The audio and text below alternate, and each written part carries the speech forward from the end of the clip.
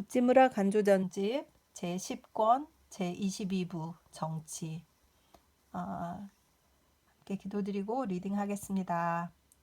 사랑이 많으신 하나님 아버지의 은혜를 진심으로 감사드립니다. 하나님께서 미리 선택하셔서 일본 땅에 보내시고 그곳에 믿음이 무엇인지, 신앙이 무엇인지, 기독교가 무엇인지 모르는 초기의 일본인들에게 일본적인 기독교를 추구하고 서양의 도움을 받지 않고 독립적인 신앙을 추구하고자 애썼던 우찌무라 간조 선생님의 책을 읽고 감동을 받게 하시고, 또 이 책을 읽어서 유튜브에 내용을 올릴 수 있는 모든 과정들에 함께 하여 주신 것을 감사드립니다.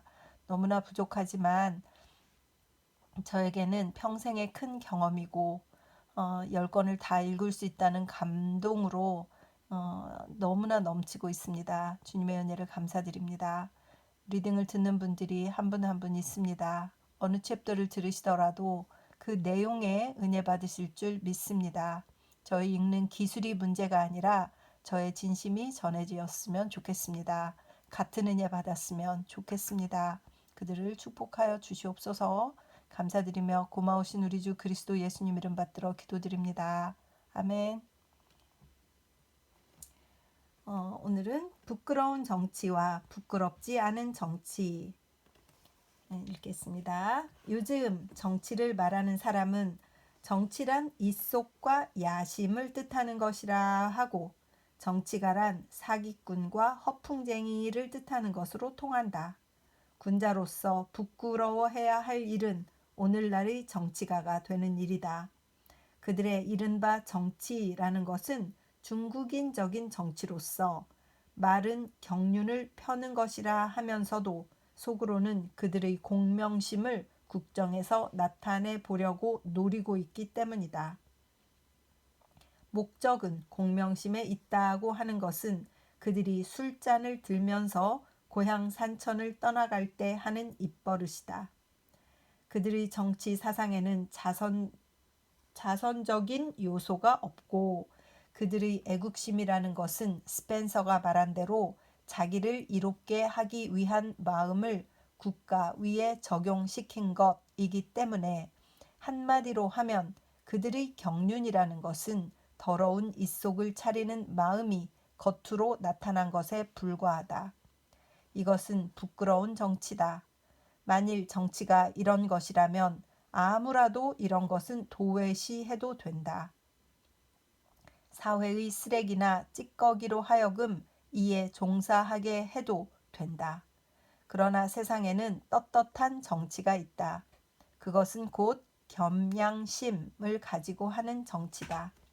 즉 스스로 후보자가 되어서 정권을 다투는 것이 아니라 서민 대중에게 떠받들려 어쩔 수 없이 현직에 앉는 정치가다. 즉 자비심을 국가 위에 적용하는 정치다.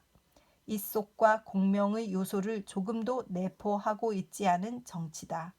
석가나 그리스도나 공자도 조금도 부끄럼 없이 이에 종사할 수 있는 그런 정치다. 증권시장에서 승패를 다투는 사람 따위는 엄두도 못 내는 그런 정치다. 공자가 노나라에서 시험에 보려 했으나 뜻을 이루지 못했던 그런 정치다. 크로멜과 밀턴이 영국에서 펴보려다가 실패했던 그런 정치다. 가필드가 미국에서 시행해 보려 했다가 도중하차한 그러한 정치다. 이런 정치는 애국지사들이 펼치는 정치인데, 우리가 입과 펜으로 아무리 칭찬해도 우리를 타락시키지 않는 정치다.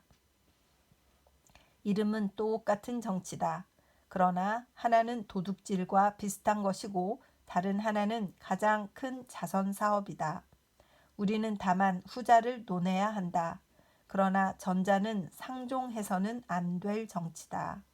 1898년 7월 도쿄 독립잡지. 정치가의 신앙. 국민의 이익을 위해 단행하는데 무엇을 두려워하랴. 의심하고 주저하는 것은 목적이 일정하지 않기 때문인 데서 온다. 민의를 표준으로 하는 정부에는 주저가 있을 까닭이 없다. 군비 축소의 필요성이 있으면 대담하게 축소설을 주장하라. 만일 군인들이 반항해서 내각을 유지할 수 없으면 명백하게 축소의 필요성을 국민에게 알리고 난 후 깨끗이 의자를 박차고 나오라. 잘못을 고칠 것이 있으면 일에 크고 작고 쉽고 어려움에 관계없이 명백하게 국민들에게 알리라. 민의가 국정에 있어서의 가장 큰 권위이기 때문에 민의인 이상 실행하지 못할 것이 없을 것이다. 입헌국의 정치가가 민의에 대한 신앙은 종교가가 신의에 대한 신앙과 같아야 한다. 이런 신앙이 없으면 그의 정책에 일관성이 없게 되며 앞길이 몽롱해지며 우유부단하기가 마치 나침판 잃은 배와 같아서 부평초처럼 무리를 떠다닐 뿐 약한 바람을 만나도 흩어져 버리고 말 것이다. 1898년 9월 도쿄 독립잡지. 정치가가 없다면. 정치가의 불필요론. 내가 자꾸 정치가를 비난하자 어떤 사람이 나에게 만일 정치가가 없다면 어떻게 되겠는가 하고 묻는다. 나는 대답하기를 그래, 만일 정치가가 없다면 세상은 무사태평해질 것이다. 정치가가 없으면 국민에게 중한 세금을 매기는 자도 없을 것이고 중과세를 매기는 사람이 없어지니 국민의 의식이 풍족하여질 것이고 의식이 풍족하니 훔치는 자가 없을 것이고 살인하는 자가 없을 것이고 따라서 사람들은 모두 그 천성으로 되돌아가서 참된 낙원이 우리 가운데 이룩될 것이라고 했다. 사람들은 대정치가가 나타나기를 늘 기다리고 있다. 그러나 대정치가가 이 세상에 필요한 까닭은 국민을 다스리기 위해 필요한 것이 아니다. 국민은 정치가 없이도 자기를 잘 다스릴 수 있다. 큰 정치가가 이 세상에 필요한 까닭은 국민을 다스리기 위함이 아니라 정치가를 다스리기 위함이다. 즉, 그 야심을 억누르고 그 이권을 견제하며 그들로 하여금 양민이 되어 이 세상에 살게 하며 정치가랍시고 게으름을 부리지 못하게 하는 데 필요하다. 크로멜 같은 분이 바로 그런 정치가였다. 괄호 열고 만일 그도 정치가라고 말할 수 있다면 괄호 닫고 그는 국민을 정치가의 손에서 구출해낸 사람이었다. 그의 칼은 정치가를 멸하기 위해 휘둘러졌다. 그는 정치가를 묶어놓고 민중에게 자유를 주었다. 그는 정치가에게는 박멸자요 국민에게는 방면자였다. 정치가가 없다면? 그렇다. 그것이 인류의 이상이다. 우리는 모두 정치가 없는 사회를 만들기 위하여 밤낮으로 노력하고 있다. 그들이 있기 때문에 인생에게는 눈물이 있고 슬픔이 있다. 그들이 없다면 국민으로서는 이보다 더 다행스러운 일이 없을 것이다. 기독교와 정치, 종교와 정치. 종교와 정치와의 관계는 안과 밖의 관계다. 하나님과 형식과의 관계다. 일국의 사회 제도는 그 국민의 종교적 관념의 표현이며 그 정치 조직은 그들이 늘 신봉해온 종교에서 비롯된 것이다. 소위 정교일치라는 것은 국민을 통치하기 위한 필요성에서 온 편의상의 일치가 아니라 둘의 근본적 관계에서 온 유기적 일치다. 정은 교의 표상이 되고 교는 정의 동기다. 동일한 하늘의 법칙이 겉을 다스릴 때 이를 정이라고 일컫고 안을 다스릴 때 이를 교라 일컫는다. 먼저 교를 펼친 다음에 정에 미치는 것이 순리다. 그와 반대로 먼저 정을 베풀고 난 다음에 교를 불어넣는 것이 영리다. 전자는 자연에 순응한 국가 건설 방법인데 그 성공은 느리고 더디지만 그 결과는 건전한 것이 된다. 후자는 인위적인 건설 방법인데 때로는 신속한 성공을 거두는 것 같이 보일지 모르나 이에 따르는 위험도 크며 그 결과는 조숙자의 파리함과 연약함을 면치 못할 것이다. 종교가는 가장 큰 정치가다. 그들은 정치적인 성공을 1000년, 100년 후로 기약하기 때문에 그들의 생존 중에 정치를 말하지는 않는다. 그들은 다만 사회의 생명을 불어넣는 것만을 직분으로 삼다가 민중의 개선을 진리 그 자체의 행동에 맡기고 세상을 떠나버린다. 그들은 이른바 혁신사업이라는 것에 관여하지 않는다. 그러나 가장 효과적인 혁신가는 그들이다. 만일 그 결과만 놓고 따진다면 그리스도와 석가보다 더 뛰어난 정치가는 없다. 전자는 그의 교훈을 토대로 하고 이룩된 정치, 법률, 습관으로 그가 간지 2000년이 지난 오늘날 문명세계의 거의 전부를 지배하고 있으며 후자는 그의 교훈으로 대왕 대제를 능가하는 위력을 가지고 그가 죽은 지 2000년, 500년이나 지난 오늘날 동양 5억의 주제가 되었다.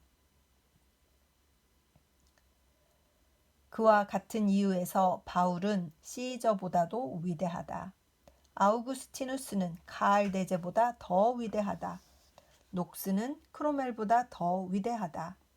땅을 논하지 않고 하늘을 논하는 종교가는 마침내 이 지상에 천국을 가져오는 데 반해 경륜을 고작 이 지상에만 펴는 것을 유일한 목적으로 삼는 정치가는 이 땅조차 발전시키지 못하고 만다. 정치가의 위대성은 도덕에 기울인 그의 주의력의 정도에 정비례한다. 도덕적으로 작았던 나폴레옹은 유럽 전역을 석권하기는 했으나 정치가로서는 가장 작은 인물이었다. 종교적으로 위대했던 크로멜은 비록 영국 한 나라만을 다스렸으나 그의 행적은 오늘날의 영국을 강대국으로 만드는 기초가 되었으며 그의 이상은 그의 본국에서는 실현을 보지 못하였으나 대서양 저편에서 채택되었으며 세계 최대의 공화국은 그가 입안했던 제도에 따라 그 국시를 정하였다. 아우구스티누스의 신학 서적을 그의 정치학 교과서로 삼은 카알 대제는 중세 최대의 통치자로 알려져 있으며 프랑스의 루이 11세는 아직도 프랑스가 낳은 최대의 군주로 알려지고 있다. 정치의 목적은 선을 행하기가 쉽고 악을 행하기가 어려운 사회를 만드는 데 있다고 글래드스턴은 말하였다. 윤리를 떠나서 정치를 논하면 안 된다. 정치를 정책과 동일시하는 사람은 아직도 정치의 본질을 모르는 사람이다. 그러므로 가장 작은 정치가는 정치를 우선으로 하고 도덕, 종교는 뒤로 돌리는 자로서 정치를 국가 존재의 기본이라고 믿고 정책을 둘러 맞춰서 민중을 건져내려고 꿈꾸는 자다. 프랑스의 나폴레옹 3세, 오스트리아의 메테르니히 또는 동양의 허다한 정치가들은 모두 이런 류에 속한다. 그들은 책략이 많음을 자랑으로 삼으며 책략으로 국가를 근본적으로 다스릴 수 있다고 망상한다. 그들은 요술쟁이처럼 정치를 하려고 하는 자들이다. 그들은 우주를 기계로 보고 역사를 극장처럼 본다. 그들에게는 처세가 일종의 재간이다.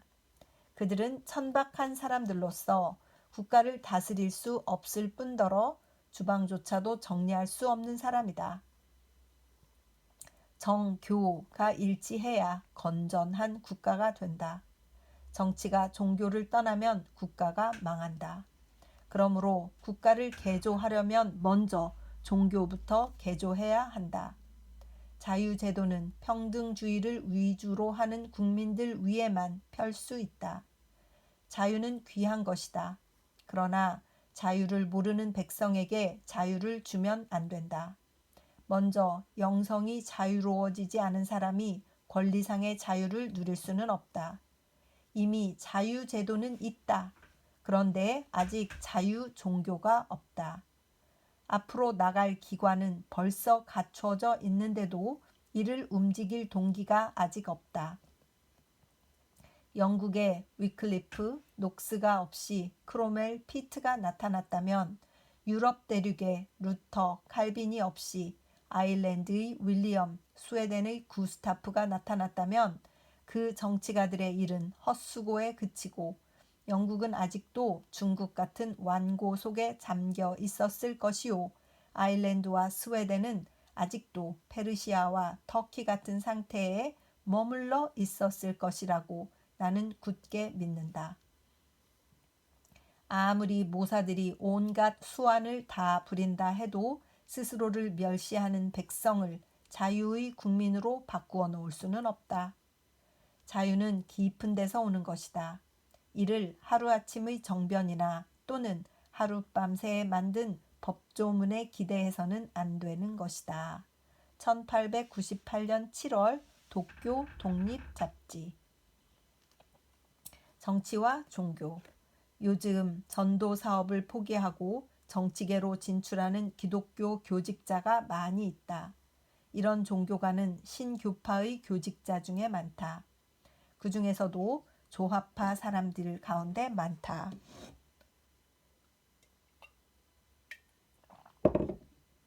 그것도 도시샤 대학 출신 사람들 중에 많다. 이것은 아주 묘한 현상이다. 물론 정치가 나쁜 것은 아니다. 세상에는 신성한 정치도 얼마든지 있기 때문에 나는 사람들이 전도를 포기하고 정계에 들어갔다고 해서 반드시 그들이 타락했다고 말하지는 않는다. 만일 크로멜의 정치, 링컨의 정치가 오늘날의 일본 정계에서도 시행된다면 나는 반드시 이 환속 종교가들의 소행을 비난하지는 않겠다. 그러나 나로서 도저히 이해가 안 되는 것은 그들이 기독교의 전도를 그만두었다는 사실이다. 그들은 무엇 때문에 이렇게도 유익하고 이렇게도 즐겁고 이렇게도 자유로운 사업을 포기했을까? 이것이 내가 궁금해서 못 견디는 점이다. 그들이 참으로 진정한 기독교의 참맛을 본 적이 있는 것일까? 만일 있다면 무엇 때문에 그 전도를 그만두었을까? 그들은 오늘날의 일본 정계에서 그리스도의 평화만큼 기쁘고 아름다운 그 무엇을 발견했던 것일까? 그렇지 않으면 그들은 한때 기독교를 믿는다고는 했지만 사실은 그 참맛을 본 것이 아니라 그들이 오늘날 기독교를 버리고 대의원에 입후보한 것은 사도 요한이 말했듯이 그들이 처음부터 우리와 함께 있지 않았기 때문이 아닐까. 아무튼 이제 와서 세속의 사람들조차 그 부패를 싫어해서 들어가기를 꺼리는 정치계로 기독교의 교직자들이 몰려간다는 것은 정말 이상한 일이다. 정치는 이 세상 일이고 기독교는 천국의 일이다. 천국의 일을 포기하고 이 세상 일에 투신하다니 이는 분명히 타락이다. 물론 기독교 신자가 국가의 정치에 관여하지 않으면 안 될 때도 있다. 그러나 오늘날의 일본은 그럴 때가 아니라는 건 누가 보아도 곧 알 수 있다. 우리가 정치에 관여해야 되는 때는 세상 사람들이 정치의 위험과 어려움을 두려워해서 쉽사리 거기 들어갈 수 없게 되었을 경우다. 즉, 정치에 따르는 책임이 너무도 막중하게 되어서 받는 보수를 가지고는 그 책임을 감당할 수 없게 되었을 경우다. 즉, 모두들 정치를 싫어하게 되고 거기 들어가기를 두려워하여 피하게 되었을 경우다. 마치 오늘날 기독교의 전도가 세상에서 천대를 받고 미움을 받고 쓸데없는 것 같은 대우를 받듯이 정치가 세상에서 무용지물 취급을 받게 될 경우다. 그런 때에는 기독교 신자가 누구보다도 설선해서 정치가가 되어야 한다. 그러나 그런 때가 도달하기까지는 그의 본직인 남이 거들떠 보지 않는 위치에서 사회의 하층에 진리를 전해주는 것으로 그의 가장 즐겨하는 사업을 삼아야 한다. 그러나 지금은 누구나 정치계에 들어가기를 갈망하는 때다. 380석 남짓되는 대의원 자리를 천여 명의 후보자들이 넘보고 있는 판국이다. 그뿐만 아니라 공명정대한 수단으로는 도저히 정계에서 활약할 수 없다는 것이 일반적으로 알려진 사실이다. 이런 때에 정계에 들어가는 종교가는 마음을 가장 이해하기가 힘들다. 특히 전도사업이 부진한 오늘날 국민은 정치열의 부족 때문이 아니라 고귀한 신앙의 부족 때문에 바야흐로 국가의 존립마저 위태로운 이때 전도를 포기하고 정계에 들어가는 사람 따위는 종교의 반역자일 뿐만 아니라 또한 국가에 대해서도 가장 불성실한 사람이 아닐까? 나는 세상 사람들이 정치도 나쁜 일은 아니다 라는 말을 방패 삼아 이들 환속 목사나 전도사를 용서하고 그 죄를 조금도 묻지 않는 것을 보고 심히 못마땅하게 여기는 바이다. 물론 물질주의 일변도인 중국, 한국, 일본 등지에서는 정치가 입신이고 종교는 은퇴다.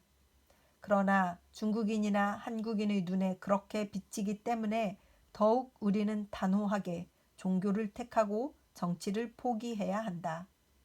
우리는 종교의 명예와 권위와 실력을 이 육욕적 동양인들에게 우리 몸소 가르쳐 주어야 한다.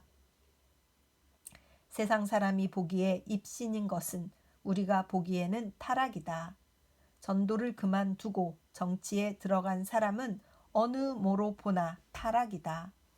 전도를 그만두고 정치에 들어간 사람들은 말할 것이다. 우리가 정계에 들어갔다고 해서 기독교를 버린 것이 아니다. 우리는 여전히 기독교 신앙을 가지고 있다. 우리는 단지 활동의 무대를 옮긴 것에 불과하다라고. 말은 매우 그럴듯하게 들리지만 그러나 이것이 과연 사실일까? 그들은 아직도 전의 그 신앙을 간직하고 있을까? 만일 그렇다면 그들은 무엇 때문에 세속과 마찬가지인 정치운동에 종사하는가? 무엇 때문에 그들은 전에 마시지 않던 술을 지금은 마시는가? 그들이 전에 성단에 서서 하나님의 복음을 선포하던 그때 같은 고귀한 사상을 지금은 요정이나 다방 같은 데서도 유지할 수 있다는 것인가? 나는 그들이 솔직하게 고백해 주기를 바란다. 그들은 이제는 옛날 같은 기독교 신자는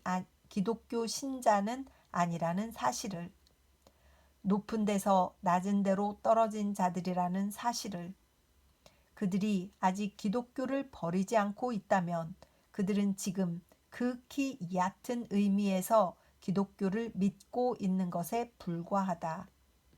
만일 그들이 전에 교회를 목회하고 있을 때 그들 신자 중에 그들과 같은 사람이 나타났더라면 그들은 분명히 이를 타락신자라고 낙인 찍었을 것이다.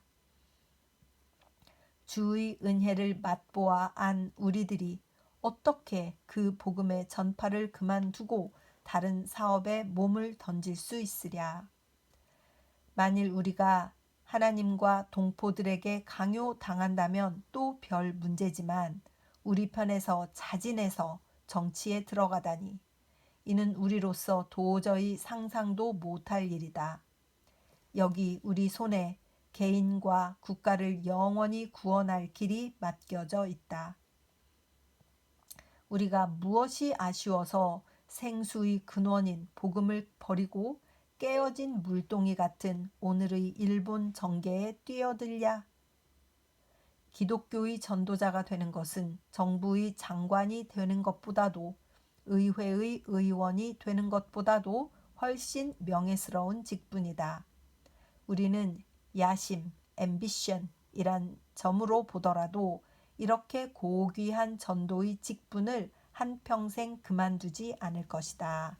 1902년 7월 성서지 연구. 입헌 정치와 기독교. 1913년 2월 16일 밤 시즈오카 후지 청년회관에서. 오늘 여기서는 입헌 정치와 기독교에 관해서 소견을 말하려고 한다. 지금 때마침 헌법 수호의 소리가 드높지만 내가 이제부터 말하려고 하는 것은 시국과는 조금도 관계가 없다. 입헌 정치란 무엇인가 하는 것은 정치학자에게 가서 물어보아야 하는 것이며 나 같은 사람은 정치에는 문외한이기 때문에 다만 입헌 정치와 기독교와의 관계에 대하여 조금 말함으로써 제군의 참고에 이바지하고자 할 따름이다. 입헌 정치란 법률을 가지고 하는 정치다. 그래서 비록 제왕이라 하더라도 자기 혼자 마음대로 하는 것이 허락되지 않는다. 그런데 그 밑바탕은 자치다. 먼저 자기를 다스리고 가정을 다스릴 수 있는 사람들이 모여서 마음을 다스리고 군과 현을 다스리고 나아가서 나라를 다스리는 정치다. 여기서 유의해야 될 것은 입헌국은 극소수의 예를 제외하고는 거의 모두 기독교 국가라는 사실이다. 이는 기독교가 좋다, 나쁘다의 문제를 떠나서 부인할 수 없는 뚜렷한 사실이다. 물론 기독교 이전에도 입헌 정치가 없지는 않았지만 그것이 영속적인 효과를 가져오게 된 것은 기독교가 전파된 이후의 일이며 그 중에서도 특히 신교 국가에서 가장 완전한 헌법 정치가 시행되고 있는 것도 또한 사실이다. 기독교가 헌법 정치의 원인인지 아닌지는 잘 모르지만 신교가 일어난 것과 입헌 정치가 일어난 것은 같은 때였다. 물론 기독교는 전해졌으나 입헌 정치가 실시되지 않고 있는 나라가 없는 것은 아니다. 러시아 같은 나라는 일본보다 늦게 입헌국이 되었다. 입헌 정치는 법률 정치이기 때문에 이를 알려면 먼저 법률 관념에서 왔다는 것을 알아야 한다. 이는 성서에서 온 것이 아니라 그리스인, 로마인에게서 배운 것이다. 입헌 정치는 기독교에서 나온 것이라고 말하고 싶어도 학자로서 그렇게 말할 수는 없다. 그러나 스위스 주네브에서 칼빈이 나타나 이른바 칼빈주의 기독교를 주창한 이래 그 결과로 네덜란드에서 가장 먼저 근세 자유 정치가 실시되고부터 점차 영국, 미국, 독일, 프랑스의 입헌 정치가 시행되었다. 기독교가 없으면 입헌 정치는 나올 수 없다고는 말할 수 없지만 입헌 정치와 기독교와의 사이에는 어떤 관계가 있을 것이다. 혹자는 기독교가 입헌 정치에 방해가 되었다고 말할 사람도 있겠지만 이는 부패한 교회가 기독교의 이름으로 한 것에 불과하지 신약 성서가 전한 기독교가 한 것은 아니다. 신약 성서 전체의 정신은 분명히 자유를 권장하고 있다. 여기에 입헌 정치와 기독교와의 깊은 관계가 있다. 입헌 정치는 한 면에서 말하자면 자치 정치이기 때문에 자신이 자신을 다스릴 수 없는 자는 입헌 정치에 참여할 자격이 없는 사람이다. 마을의 문제나 군과 현의 문제가 아니라 제일 먼저 자기 자신의 문제다. 그러므로 문제는 직접 종교와 관련된다. 자신이 자신을 지배한다. 이는 참으로 큰일이며 영웅호걸도 하기 어려운 것이고 지식인과 학자도 미치지 못하고 때때로 쓴 실패를 가져왔던 일이다. 그러나 자신을 지배하는 큰 힘이 오직 하나 있다. 그것은 다름 아닌 예수 그리스도의 십자가의 복음이다. 도덕이 아니라 철학적 이론이 아니라 오직 이것이다. 이미 자기 자신을 다스렸기 때문에 같은 힘으로 가정을 다스리고 이웃을 다스리고 마침내 나라까지도 다스리게 될 수 있는 것이다. 상벌을 가지고 다스리는 것은 압제이지 자치가 아니다. 나의 자치의 힘을 가족에게 미치면 가정의 자치가 시행되고 국가에 미치면 국가의 자치가 시행된다. 요즘 우리나라의 헌법 수호, 족벌, 타파의 소리가 드높지만 안으로는 준비가 전혀 되어 있지 않다. 겨우 자기만 깨끗하게 한다는 소극적 군자에 머물러 있을 것이 아니라 헌정의 역사를 깊이 주력해서 연구해야 한다. 네덜란드의 역사에 정통한 사람이 과연 몇 명이나 되는가? 헌정 수호론자는 스코틀랜드의 역사를 잘 소화시켰는가?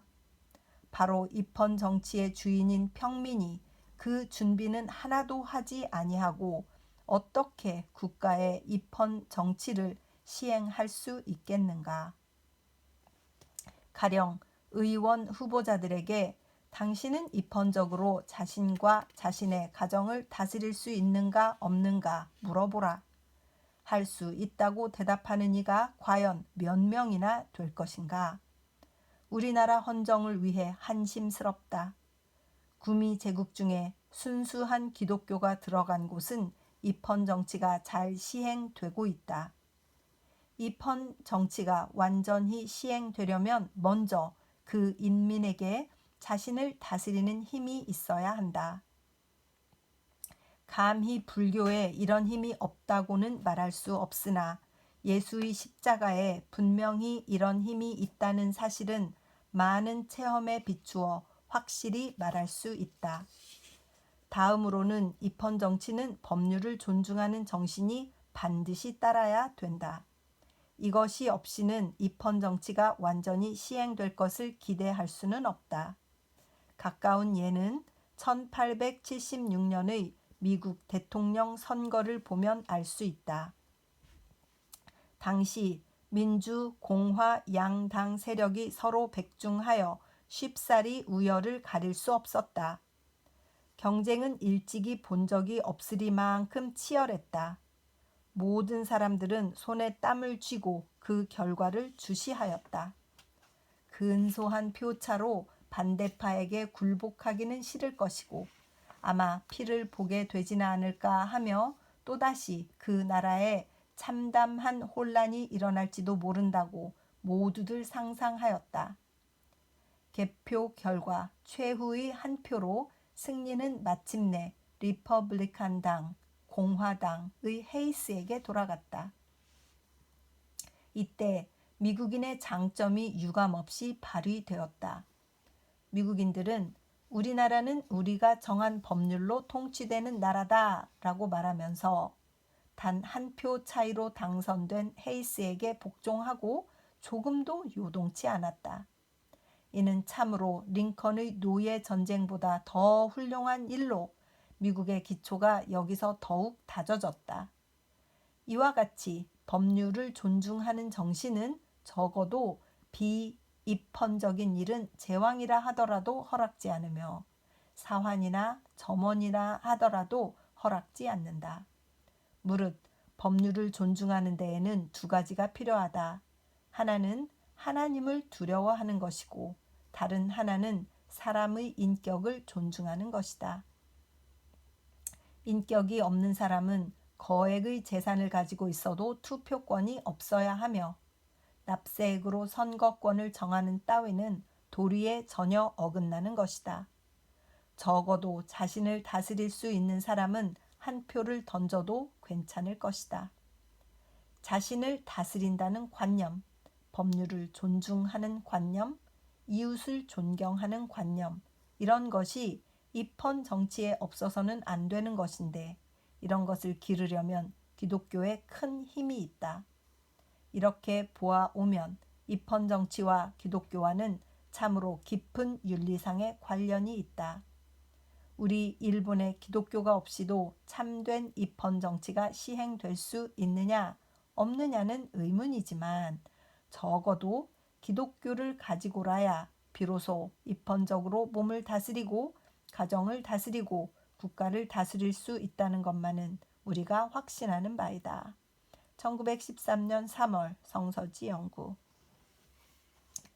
그래서 정치에 대해서도 모르시는 게 없고 정치 이론도 이렇게 잘 말씀을 하시니 참 대단하신 우리 우찌무라 선생님.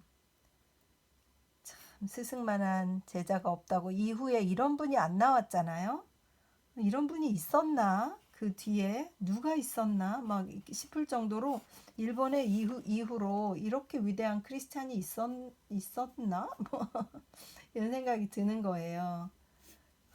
우리나라에는 김교신 선생님, 뭐 함석헌 선생님은 이렇게 기독교인으로 아주 대단히 이름을 날리신 건 아니죠. 사상가로서 그랬던 거니까 참 어렵습니다. 사실 정치에 대해서 아는 바가 없기 때문에. 그러나 무엇보다도 참된 그리스도인이라야 정치가로서도 진정한 일을 할 수 있다 하는 것에 대해서는 정말 인정을 하게 되고, 가짜 그리스도인들 말고 그냥 교회 다니는 사람들 말고 진심으로 거듭나서 정말 하나님께서 주신 탤런트, 그 달란트를 나라를 위해서 쓸 수 있도록 만들어진 사람, 이런 그리스도인들이 한국에도 좀 많아서 또 젊은이들이 그렇게 많이 성장해서 더욱더 밝은 미래를 가진 강한 나라, 도덕과 정의와 윤리가 강력한 나라로 성장했으면 좋겠습니다. 기도드리겠습니다. 주님 은혜를 감사드립니다. 자기 자신, 자기 가정을 잘 다스릴 줄 아는 사람이라야 정치를 하지, 또 그리스도로 거듭난 사람이 그의 그 감동을 하나님의 은혜로 자기의 사상을 함께 펼치는 정치를 해야 진정한 정치가일 것인데, 정말 이런 분들이 많이 나오게 주님 도와주시옵시고, 이 어지러운 세상에 귀한 영혼을 가진 지도자들이 나와서 평민들을 위로하고 백성들에게 시원함을 주며 정말 갈증이 나는 곳에 귀한 생수 한 방울을 떨어뜨리는 것 같은 그런 지도자들이 많았으면 좋겠습니다. 어디를 가나 신음하고 있는데 하나님, 이 어려움 속에서 그래도 빛을 주는 지도자들이 많이 나올 수 있도록 주님 축복하여 주시옵소서. 우리에게 필요한 것은 정직한 지도자, 야심이 가득한 것이 아니라 나라를 위해서 헌신하고자 하는 지도자, 그리고 부강하게 만들기 위해서 최선을 다하는 지도자, 이런 분들이 필요하지 않나 생각이 들고, 리딩을 듣는 어떤 형제나 자매가 있어서 그들의 꿈을 펼칠 때에 그들이 정치에 관심이 있다면 먼저 신앙을 통해서 성서를 통해서 자신을 단련한 후에 정치가가 되는 그런 것도 많이 생각할 수 있도록 주님 도와주시옵시고 인도하여 주시옵소서. 감사드리며 고마우신 우리 주 그리스도 예수님 이름 받들어 기도드립니다. 아멘. 어려운 내용이었습니다. 사랑하고 축복합니다.